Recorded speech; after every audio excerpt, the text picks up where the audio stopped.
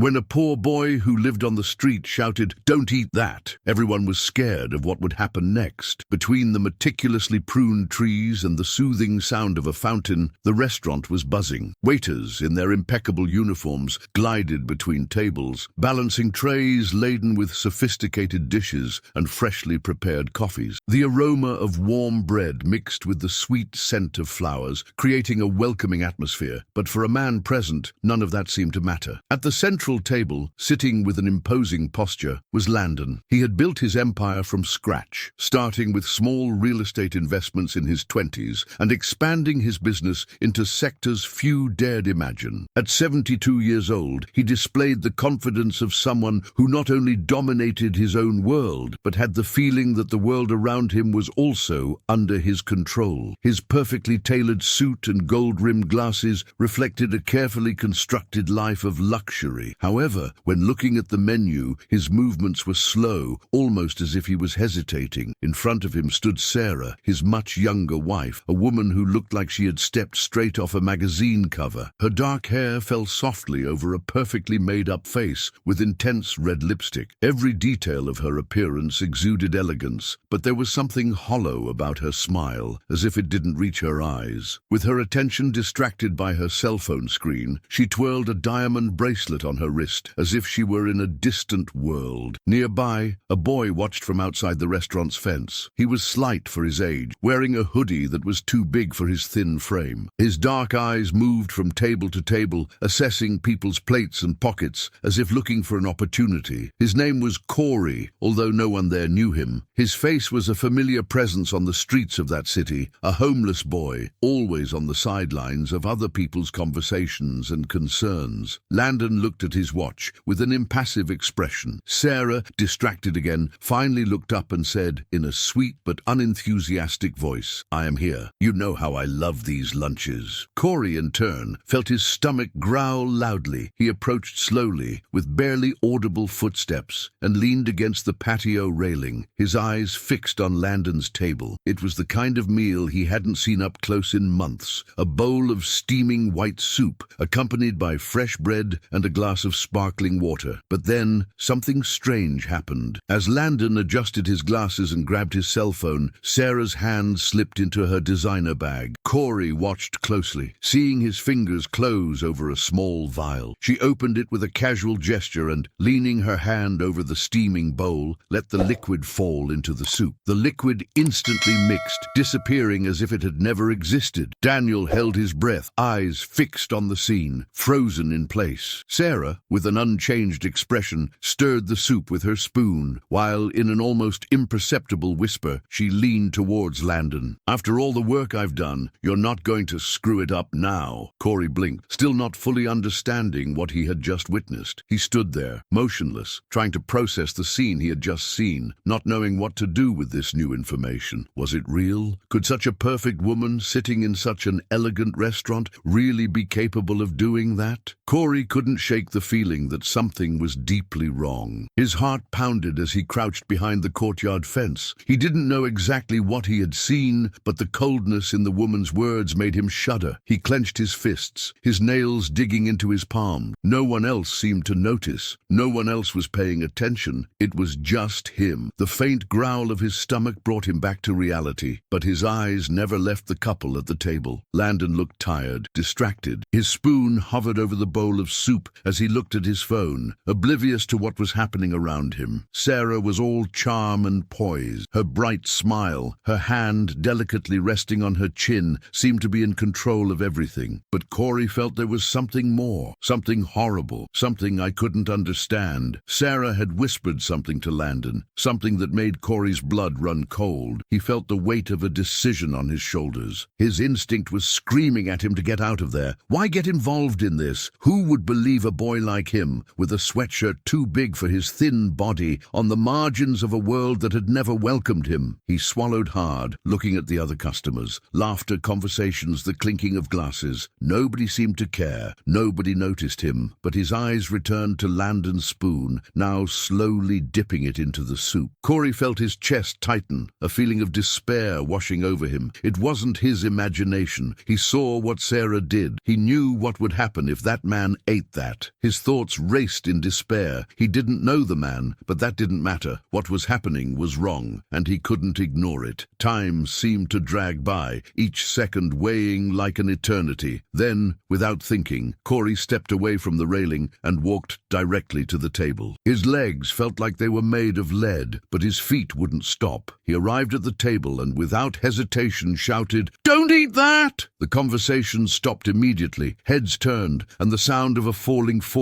echoed through the restaurant. Silence took over the environment. Landon stopped with the spoon inches from his mouth, his wide eyes fixed on the boy. Sarah turned her head sharply, her expression hardening into a look of menace. "What did you just say?" she demanded, voice sharp as a blade. Corey didn't hesitate. His voice was shaking, but it was loud enough for everyone to hear. "She put something in your food. I saw. Don't eat this." Whispers spread through the restaurant like wildfire as all the customers turned to the scene. Corey could hear the growing murmur of disbelief, but his resolve didn't waver. He knew what he had seen, and he wasn't going to let it go. The air felt thick with tension as Sarah's gaze turned to an icy fire. She knew her secret had been exposed, but what would she do now? What would you say to get rid of this accusation? Corey didn't move, his eyes fixed on her, waiting for an answer. He knew he couldn't back down now. The silence that followed was suffocating. Corey held firm, his chest heaving as adrenaline coursed through his body. Landon blinked, looking from the boy to Sarah, trying to understand what was happening. "What is he talking about?" he asked, his voice calm, but his hand shaking as he placed the spoon on the table. Sarah's composure snapped suddenly, like a rubber band stretched too far. She jumped to her feet, the chair scraping the stone floor with a sharp, disconcerting sound. "You little liar!" she shouted, her voice full of venom. "How dare you accuse me of something so low? Who let you in here?" The words cut through the air, but Corey didn't back down. His eyes were fixed on Landon's, as if begging him to see the truth. "I saw her. She poured something into your soup when you weren't looking. You can smell it if you don't believe me." Landon's face paled as he turned to Sarah, his eyes narrowing suspiciously. "Sarah, what's going on?" he asked, voice low but firm. Sarah laughed, a hollow, cynical laugh, waving her hand dismissively. "He just wants to cause trouble. Look at him. He probably just wants money or food." She spat out the words like they were poison, her gaze returning to Corey with contempt. But the boy didn't waver. He approached the table, his fists clenched. "I'm not lying," he said firmly, his voice rising. "She doesn't want you to know, but I saw everything." Landon's hand hovered over the bowl, and he was torn between the disbelief and the doubt that now settled in his mind. But something in Corey's tone made him hesitate. The air around the table seemed to thicken, as if the restaurant itself was holding its breath. The once lively environment was now completely silent. All eyes were fixed on the scene, their meals forgotten as the tension grew. Landon sat back in his chair, studying Corey with an analytical eye. His face, marked by time and experience, showed the marks of a man accustomed to being manipulated, to being the target of attempts to take advantage of him due to his wealth. But this was different. Corey wasn't intimidated. He didn't look away. "Corey?" Landon asked, his voice firm, but with a hint of suspicion. The boy nodded. "Yes, I'm telling the truth. Please don't eat it," he said, his voice soft but insistent. Sarah let out a bitter laugh, crossing her arms as she stared at Corey. "That's absurd," she snapped, her tone icy. "He's just a street urchin wanting attention. Are you really going to let this nonsense go?" But Landon didn't respond immediately. Instead, he picked up the spoon again, bringing it close to his face. His hand shook slightly, not from fear, but from the silent storm brewing inside him. "Sarah," he said slowly, his eyes meeting hers. The tension was palpable, and every eye in the restaurant was fixed on their table. Sarah seemed impatient, as if she expected Landon to continue ignoring the boy, but he was hesitating. The silence grew thicker, and Landon's movement with the spoon made the air vibrate with the possibility of what might happen. But then, in an almost imperceptible act, he placed the spoon back on the table. The shock was visible on Sarah's face, who looked at him with a furious and bewildered look. "I saw you, Sarah," Landon said, his voice low but filled with an intensity that froze the room. "I saw what you did." The entire restaurant seemed to hold its breath. Time seemed to have stopped as everyone waited for the outcome. And it was at that moment that the truth was revealed, not just to Landon, but to everyone present. Sarah, the woman who seemed to have it all, completely lost her composure. The weight of her lie fell on her like an avalanche, and her forced smile disappeared. She could no longer hide what she had done. "Did you hear him?" Landon said, his voice clipped, his tone laced with contempt. "What exactly is going on here?" She turned to the crowd, her voice rising like an accusation. "He's lying. Look at him. He probably doesn't even know who you are. Why would you trust him over me?" The outrage in his words reverberated through the room, but it didn't have the effect she'd hoped for. The murmur of the crowd intensified, and their gazes turned from one to the other, suspicious. Whispers ran around the tables, people exchanging quick glances. "Did she really do it?" someone muttered softly. "Look at her, she looks nervous. This kid doesn't look like he's making it up." These words, although low, were like a spark in a pile of gunpowder. Sarah's anger exploded, and she slammed her hands on the table, her ladylike posture crumbling. "Enough of this, Landon. Eat this damn soup and let's go," she screamed, her voice shaking with anger. But Corey's resolve didn't waver. He stepped forward, his fists clenched tightly, his voice louder now. "If you don't believe me, then get someone to test it," he said, his urgency visible. "You're rich. You have lawyers, doctors, people who can find out. But don't eat it. If you do, you'll regret it." Landon's jaw clenched as he took in the scene, his expression tense. The spoon was still in his hand, but he didn't bring it to his lips. His tired and calculating eyes turned to Sarah, and he asked, with a tone of voice that made it clear that he was no longer so sure of the situation. "Sarah," he said, voice low but firm, "you've been acting strange for weeks." Sarah's face instantly flushed, and she stammered as if trying to come up with a plausible explanation. I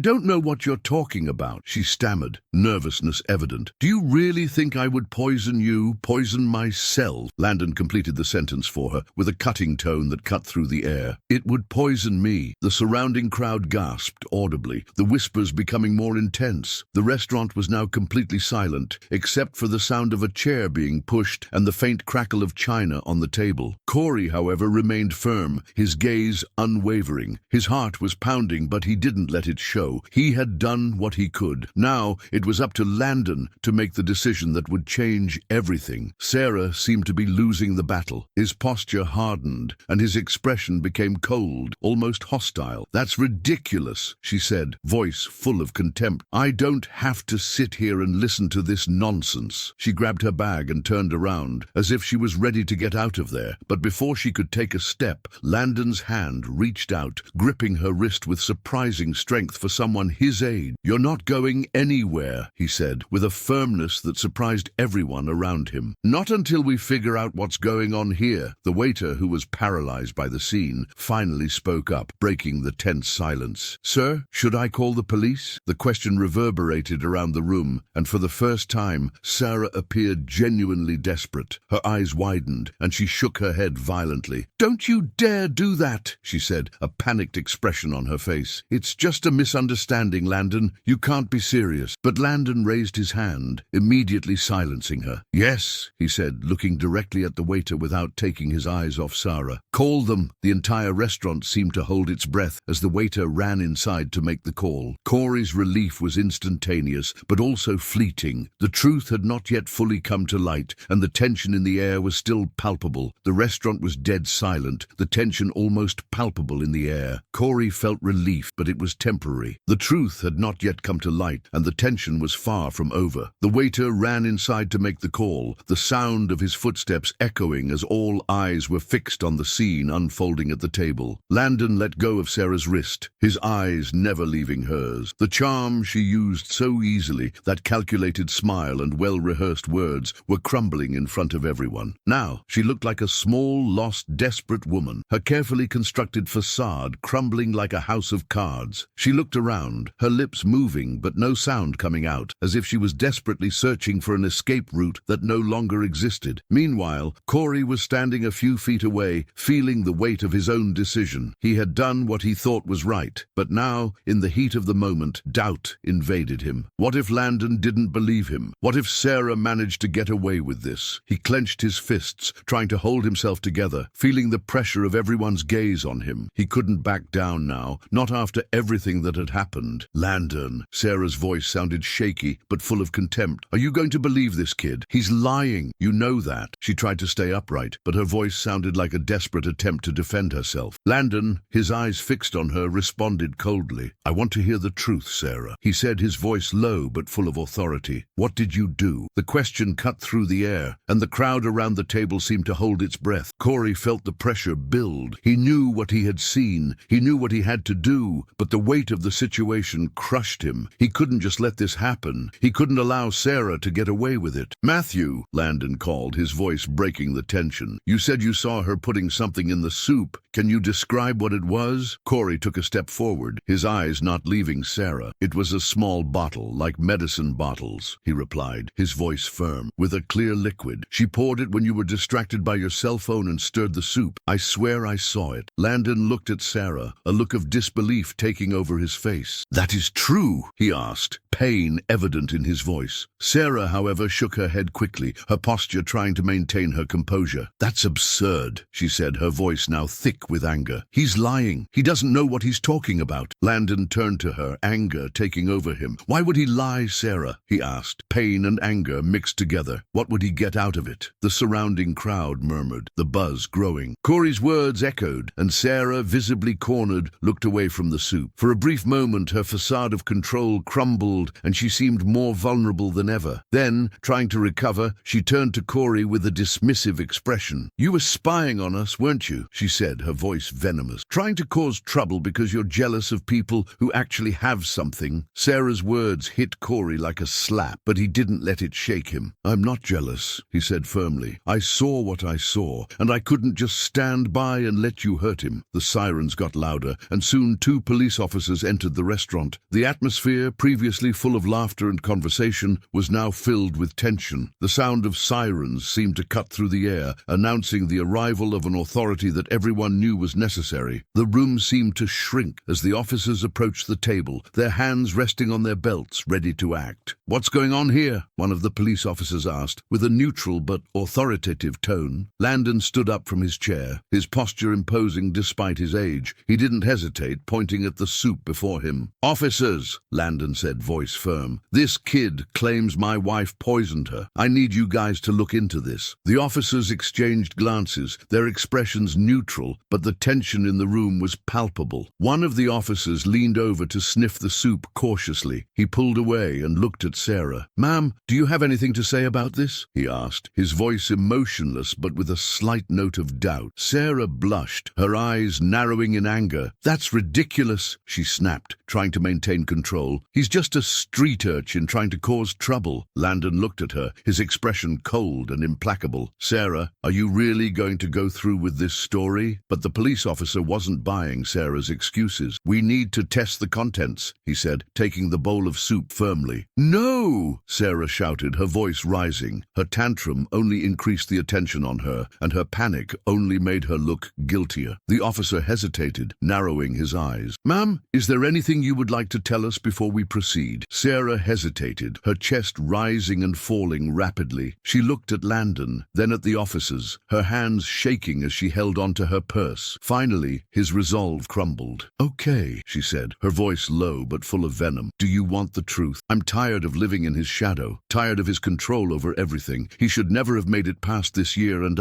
She stopped abruptly, realizing too late what she had just revealed. The restaurant erupted in surprised gasps. Some customers began to take out their cell phones, filming the scene. Shock was on everyone's faces, and the truth had finally come out. Landon's face paled when he realized the gravity of Sarah's confession, as if an immense weight had fallen on his shoulders. He could barely process what he had just heard. The officer took a step forward, his gaze serious and determined. Ma'am, the policeman's voice echoed deep and authoritative. I am arresting you for attempted murder. Sarah, who until that moment seemed to have control of the situation, completely lost her composure. She screamed, trying to escape as the officers handcuffed her. His voice echoed throughout the restaurant, but no one dared to intervene. You guys don't understand. I deserved everything he got. Everything, she barked as she was dragged away, her screams fading into the distance. minutes. Landon remained frozen in his chair, pushing his soup away with a shaking hand, still trying to process what was happening. For a brief moment, he couldn't say anything. His face was a mixture of disbelief and pain, as if he had been betrayed in an irreparable way. But then his eyes found Corey, who remained still, undecided on what to do. When Landon looked at the boy, a wave of gratitude replaced the anger that had previously washed over him. Corey had not only protected him, but also revealed a truth he never would have discovered on his own. The restaurant began to return to its usual hum, customers exchanging glances as Sarah was led away, their protests echoing until they were lost. The atmosphere was still charged with tension, but people seemed to be trying to return to normality. Some looked at Landon with pity, others with curiosity, but no one seemed to dare approach. Corey, on the other hand, still wasn't moving. He seemed to be trapped in a dilemma, not knowing whether he should leave or remain there, immersed in that situation that he had not sought. Landon watched him, still stunned, but now feeling silent respect for this boy who had acted when no one else had the courage. "Corey," Landon said, his voice low and steady, pointing to the chair across from him. "Sit down." Corey hesitated, looking around at the onlookers, but something in Landon's voice made him comply. Slowly, he settled into the chair, his shoulders tense, and the silence between them was palpable. "You saved my life," Landon said, gratitude clear in his voice, yet softened by surprise. "I really don't know how I can thank you." Corey was quiet for a moment, hands gripping the edge of the table, feeling the weight of the situation. I couldn't just sit idly by," he said in a soft, barely audible voice. "I couldn't just look and do nothing." Landon nodded slowly, his gaze moving away for a moment, as if he was trying to understand what had just happened. He seemed to be processing Corey's words, pondering the courage the boy had shown. Then, with a lightness in his voice, he spoke again. "Most people would have ignored it, pretended they didn't see anything," he said, his eyes fixed on Corey with newfound respect. "But you didn't do it. You had courage." Corey shrugged, his expression vague, as if the situation still confused him. I